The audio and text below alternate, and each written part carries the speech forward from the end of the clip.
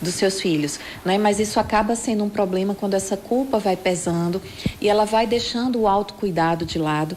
E é tão importante cuidar de si quanto cuidar da criança, porque ela estando bem, ela vai conseguir cuidar melhor da criança. Às vezes, quando ela está mal, quando ela não consegue cuidar de si, às vezes é da aparência, autoestima como um todo, ela vai ficando triste, ansiosa, e isso acaba passando também para a criança, para os filhos de modo geral, né? Então pode acabar havendo um prejuízo aí nesse caso. E para piorar a situação, parentes e amigos se metem na criação e endossam a ideia de que a mãe não é exemplar.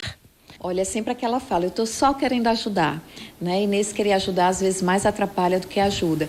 Então, perguntar é sempre algo importante, né? Do que você precisa? O que você quer que eu faça? Às vezes uma criança nasce e aí tem muito olhar voltado para essa criança, de visita, de presentes e tal, e meio que se deixa de lado a mãe, né? E às vezes uma pessoa vai visitar, a casa está revirada, louça na pia, e aí as pessoas querem estar lá com o bebê. Muitas vezes ajuda muito mais dizer assim, você deixa eu lavar a sua louça? Você quer que eu te ajude a organizar alguma coisa? Né? E aí essa mãe poder ter ali 10, 15 minutos para tomar um banho, para lavar o cabelo com calma. Isso ajuda muito mais do que ficar só dando pitaco, opiniões, né? E aí só pesando emocionalmente essa mãe de culpa. No caso de Juliana, é só coisa da cabeça dela, porque o filhão adora a mãe e valoriza o que ela faz por ele. Sua mãe é uma boa mãe, ela é legal? Legal não, é incrível. E o que ela faz assim que você gosta tanto, acha tão incrível? Carinho, sair, cinema. Então ela anda muito com você. Sim. Juliana faz de tudo para Gabriel ser uma criança feliz. Mas o pedido de um irmãozinho, ela vai ter que negar. Eu sou louca por criança, eu trabalho com crianças, tenho o Gabriel, amo de verdade. E, assim, penso em ter outros filhos, sim, mas no momento não. Filho é caro, filho é uma demanda imensa, sinta a entrega de corpo e alma. Imagina a cena agora, você está no shopping e de repente o seu filho se atira no chão, gritando, chorando, esperneando, porque queria um determinado brinquedo ou alguma outra coisa e você não atendeu ao pedido dele. Pois é, isso você aí de casa já sabe que se chama a tal da birra, né? E como lidar com esses sentimentos, com esses momentos de estresse, a nossa repórter Thaís Aureliano conversou com a psicóloga que vai desvendar tudo pra gente a partir de agora. Acompanhe. Quem tem filho pequeno já sabe, né, que criança fazendo birra dá trabalho. Mas como é que a gente sai dessa situação da maneira mais adequada possível? Principalmente se estiver na frente de outras pessoas. Os pais ficam com vergonha dessa situação. Para entender um pouquinho essa realidade, por que as crianças fazem isso e como a gente acompanhar melhor os pequenos, a gente convidou a psicóloga Jaismélia Félix para conversar com a gente. Jaismélia, que situação, né? Uma birra. Já pensou na frente de todo mundo, às vezes em situações que nem pode ter barulho. A criança está lá dando trabalho, mas isso é normal da fase? Olá, com certeza, é sim. E isso é muito uma demanda que eu recebo muito em consultório. Os pais chegam aflitos de como lidar com essa situação. E a gente tem que entender que a criança está em desenvolvimento, descobrindo as emoções, como lidar com as emoções. Então, na verdade, a birra, ela traz isso, né? O descobrir de como lidar com a minha frustração. E a frustração é uma característica essencial que tem que ser desenvolvida na nossa infância. Pra justamente quando a gente estiver na nossa vida adulta, a gente saber lidar com os não da vida, os nãos da vida, enfim, com essas questões que a gente entende que é difícil na vida adulta também. Verdade. Só que às vezes o pai, na tentativa de sanar aquela birra, faz todas as vontades das crianças. Então eu acho que isso não é muito adequado. Exatamente, né? Até porque é muito mais difícil eu colocar um limite do que eu ceder aquela birra, né? Então, assim, os pais, né? Eu sei que é difícil, a gente tá ali colocando um limite e tem que entender um limite como algo que vai trazer uma contenção para aquela criança. A birra, ela tá ali se descontrolando emocionalmente, ela tá lutando para lidar com toda aquela situação que é nova muitas vezes para a criança. Às vezes é uma frustração de não ter um brinquedo, de não ir para um parquinho, né, de ter sempre uma perda. E ela tá lidando com isso, então não é fácil para ela controlar tudo isso. Tanto que a manifestação é o quê? Jogar no chão, né, muitas vezes um ataque de raiva, porque é a manifestação através do corpo daquela birra, né, daquela contenção do que eu estou sentindo. Então, os pais têm que colocar limite, sim. E olha os pais combinarem, tá? Para não ficar um mais permissivo e o outro mais brando, porque senão a criança vai mais para o mais brando. Ah, com meu pai é assim, com minha mãe é assim, não. Tem que sim haver uma concordância nesses limites, nesse momento de birra também. Então, a criança está ali fazendo um teste, né? Pode até apelar para um avô, uma avó, alguém que faça o que ela quer. Isso, os advogados, não é isso? Não, né? Assim, os avós são muito acolhedores. A avocidade, hoje em dia, tem que contribuir muito na educação das crianças. Então, avós também entrar nessa dinâmica psicoeducacional da criança, para também trazer essa saúde mental para ela, também entender que o limite é preciso também, né? Eu ser um cuidador, eu ser um responsável pelaquela criança, eu tenho que trazer limites, sim, limites saudáveis, né? Também concordando todo mundo, assim, seria interessante. Às vezes é difícil, né, chegar num acordo, mas é possível. Como lidar com isso sem perder a cabeça de repente? Porque tem aqueles pais que cedem logo de cara, mas também tem aqueles que acabam extrapolando, né, o limite, se excedendo, às vezes dando até uma palmada para tentar conter aquela criança, mas é pior. Enfim, como dosar? Como fazer com que a criança entenda que naquele momento não pode? Então, a gente já vive num momento que a palmada, né, muito tempo, na verdade, deixou de ser educação, e sim uma agressão. Porque quando a criança ela recebe, ela está ali lutando para entender aquela situação, controlar o que ela está sentindo, então manifestando de uma forma ainda não socialmente tão aceita, mas que é a forma que ela está expressando.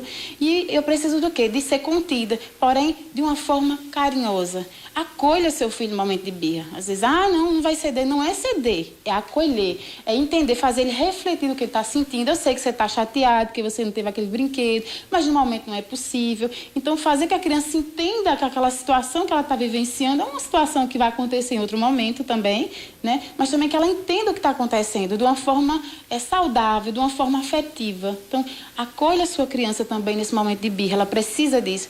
Os pais muitas vezes tendem a ficar vergonhados, né, por estar na situação. E também deixo uma dica aqui para os pais que estão assistindo, né, que estão ali vendo a cena.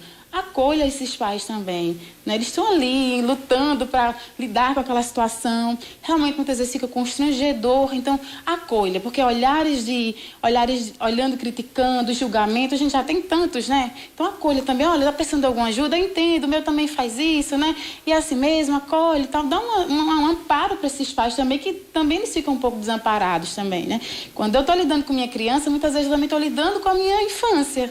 Eu estou entrando ali muitas vezes em contato com conteúdos meus, né? Então, sou um adulto, mas porém naquele momento também eu me vejo numa situação delicada. Então, acolham pais que acolhem pais também. Verdade, melhor do que criticar é partir para ação, é ajudar, né? Mas acontece, por exemplo, uma birra coletiva, um irmão ajuda o outro, ou um amiguinho vendo aquela situação entra também no embalo, ela é contagiante, vamos dizer assim.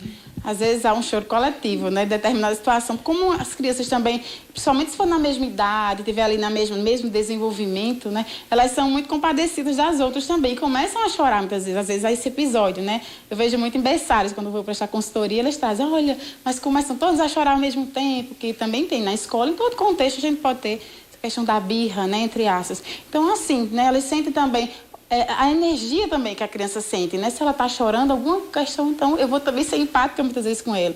E isso aciona as outras crianças também esse movimento, né? Então a gente cria aquela birra coletiva, né? E vamos acolher tudo isso também, né? Que não é fácil, eu sei que não é fácil, né? A gente falando assim parece ser, mas é isso, é não a palmada, não a educação opressora, né? De ter que colocar em posição, porque senão a criança vai aprender que eu não posso lutar. Quando ela está ali na birra, ela está lutando com as suas emoções para entender, para digerir aquele não, aquela frustração. Né? Então, se eu estou lutando, eu estou amadurecendo. Isso é saudável do ponto de vista psicoemocional da criança. E se eu ensino que a palmada tem que encerrar aquilo, ela vai entender que em outras situações eu não vou precisar lutar para amadurecer, para vivenciar, para entender aquela frustração. Quais são os principais erros dos pais no combate dessa birra? Então, a gente acabou de falar uma, né, que é justamente a violência, muitas vezes, né, de usar do grito, da opressão, né, é um grande erro, ou da permissividade, muitas vezes, e muitas vezes é da anulação, fingir que nada está acontecendo. Então, a gente tem essas três esferas também, né, às vezes ficar ali, eu vou fingir que não me conheço, e sair, deixa a criança, ela fica desintegrada, ela se sente abandonada naquele momento, né, ou seja, momento de maior aflição, a pessoa que é do meu ciclo, né, do meu cuidador, a pessoa que é o meu objeto de amor ali, né, na relação, me abandona aqui. Então, são esses 3 erros, né? Muitas vezes a intensidade deles também, eu quero proteger demais, ou eu não, deixo para lá, né? Eu ignoro. Então, todas essas ações, elas são danosas para a criança. Então, acolha, né? Acolher é eu entender, eu nomear aquilo que a criança está tentando, muitas vezes sentindo, mas não sabe falar. Então, você está assim por conta disso, né? Parece que você ficou chateado. E ela vai começar a entender que a fala é um lugar, um espaço que também ela pode trazer, ao invés de se jogar, espernear. E são várias vezes. E uma birra não só uma vez, geralmente. Pode ver que outra vez vai amenizando. Mas isso é um ensaio que ela vai tendo para entender essas emoções.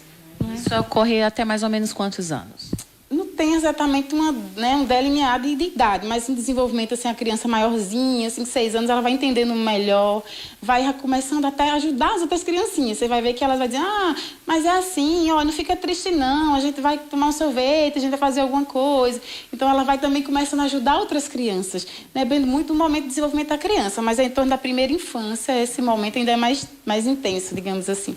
E há níveis diferentes de birras, porque acontece de muitos pais e amigos compararem, que eu acho, provavelmente, queria que você me explicasse isso, é um erro, né? Porque o filho da minha amiga não faz e o meu faz, em que é que eu estou errando? Então, há níveis diferentes de birras?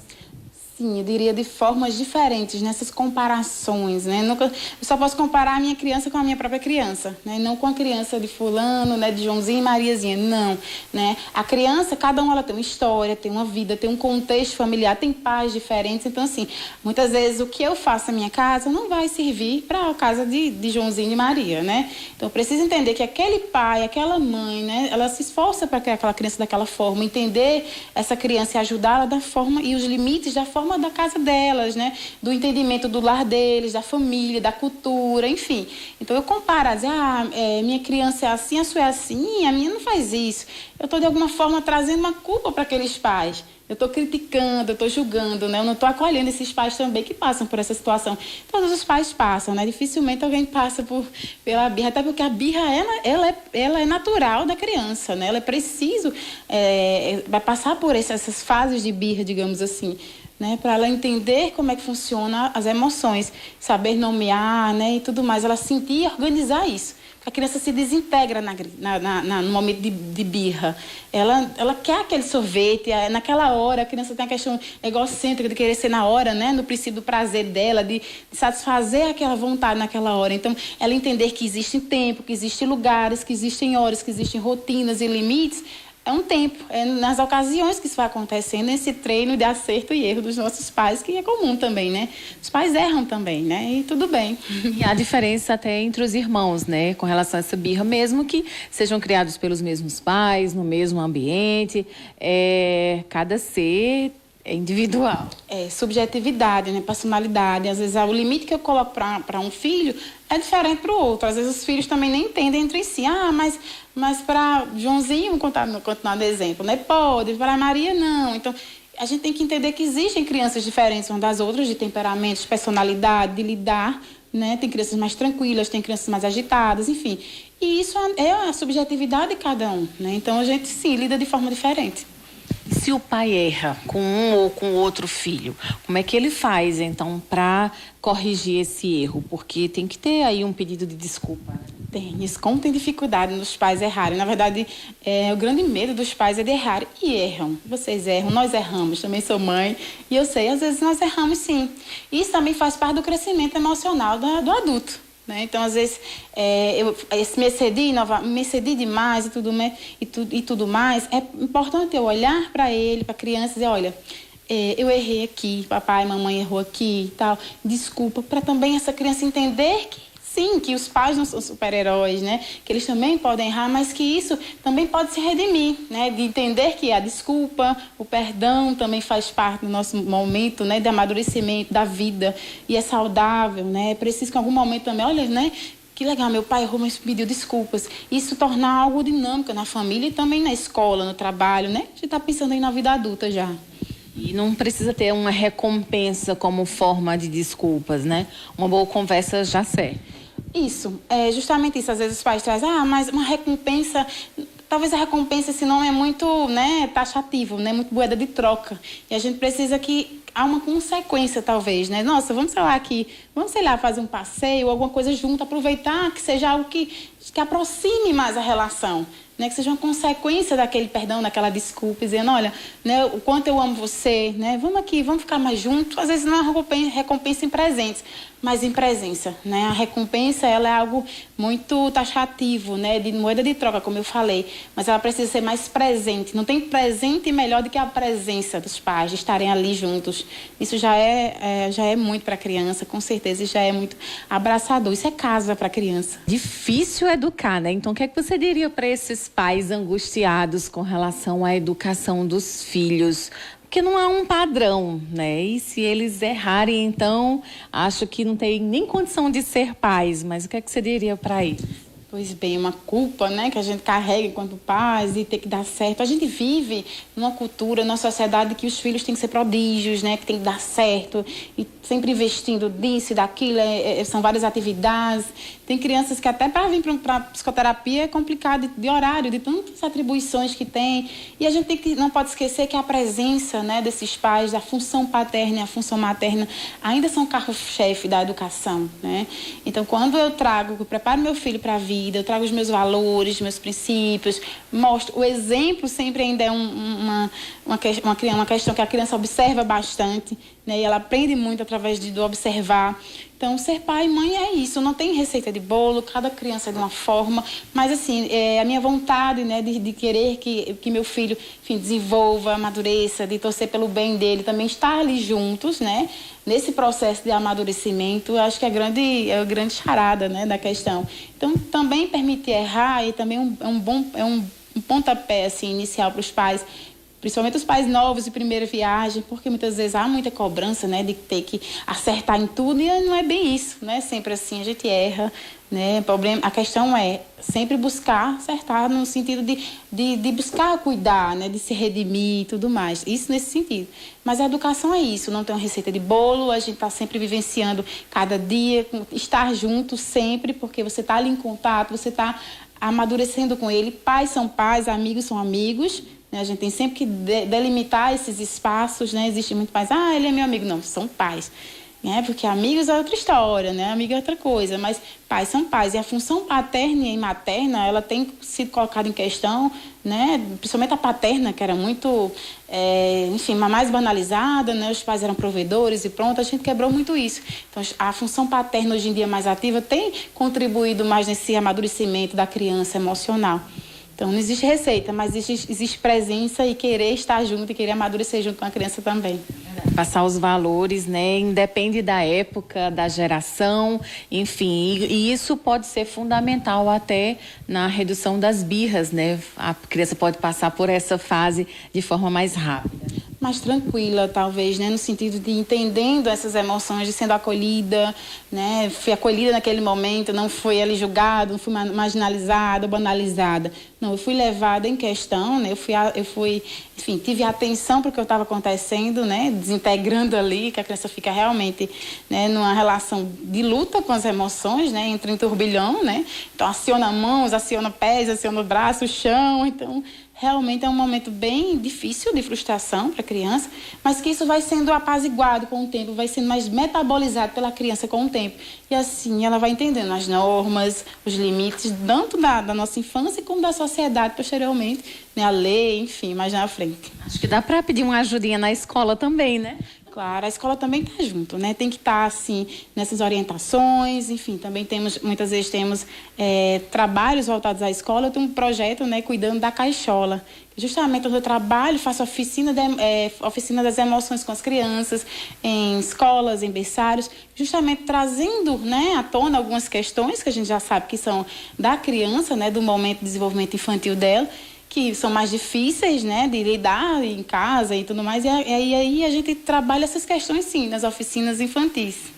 Muito obrigada pela sua participação. A gente espera ter acalmado, tranquilizado o coração dos pais em casa, Tati. E viu aí, né? Não tem problema em pedir ajuda, e errar é humano, como já diz o ditado. Volto com você. Pois é, mamãe e papai, saiba como lidar com as birras do seu filho. Eu não tenho ainda, mas eu já estou pegando umas aulinhas aqui para aprender de verdade. E agora a gente vai para um breve intervalo, mas você já sabe, né? Bem rapidinho, daqui a pouco a gente volta.